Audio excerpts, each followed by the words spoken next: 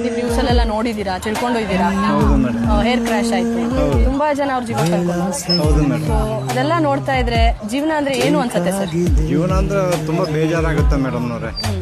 ಎಲ್ಲ ನೋಡಿ ಬೆಳಗ್ಗೆ ಇದ್ದವರು ಮಧ್ಯಾಹ್ನ ಇಲ್ಲ ಅಂದಾಗ ಮನುಷ್ಯ ತುಂಬಾ ಬೇಜಾರಾಗುತ್ತೆ. ಹೌದು. ಸೊ ಇವಾಗ ಜೀವನ ಲೈಕ್ ಎಲ್ಲರೂ ಏನೇನೋ ನಾಳೆ ಹಂಗಿರ್ಬೇಕು, ಹೀಗಿರ್ಬೇಕು.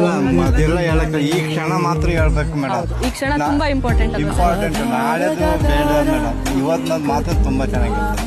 ಎಷ್ಟೇ ಸ್ವಾರ್ಥದ ನಾವೇನೇ ಗಳಿಸಿದ್ರು ಅದು ವೇಸ್ಟ್ ಏನ್ ಹೇಳಿದಿನ. ಹೌದು. ಅದು ನಾವೇನೇ ಸಂಪಾದನೆ ಮಾಡಿ ಇಟ್ರು ನಾವು ಹೋಗ್ಬೇಕಾದ್ರೆ ತಗೊಂಡೋಗಲ್ಲ. ಹೌದು. ಏನು ಇರುವಾಗ 4 ಜನ ಜೊತೆ ಬೆರಿಬೇಕು, ಚೆನ್ನಾಗಿ ಮಾತಾಡ್ಬೇಕು, ಪ್ರೀತಿ ವಿಶ್ವಾಸ ಕಳಿಸ್ಬೇಕು, ಅದು ಮುಖ್ಯ. ಜೀವನ ಅಂದ್ರೆ ನಮ್ಮ ಮಕ್ಕಳ ಮುಂದೆ ಎಜುಕೇಶನ್ ಆತರ ಎಲ್ಲ ಮಾಡಿಸ್ಬೇಕು ಅಂತ ಇತ್ತು. ಈಗ ಸ್ವಲ್ಪ ಭಯ ಉಂಟೆ.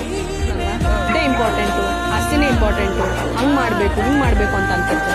ಅವ್ರಿಗೆಲ್ಲ ಇದ್ರ ಮೂಲಕ ಏನ್ ಹೇಳಕ್ ಇಷ್ಟಪಡ್ತೀರಾ? ಈಗ ನಾವು ಏನು ಸಾಧಿಸ್ತೀವಿ, ಏನು ಸಂಪಾದನೆ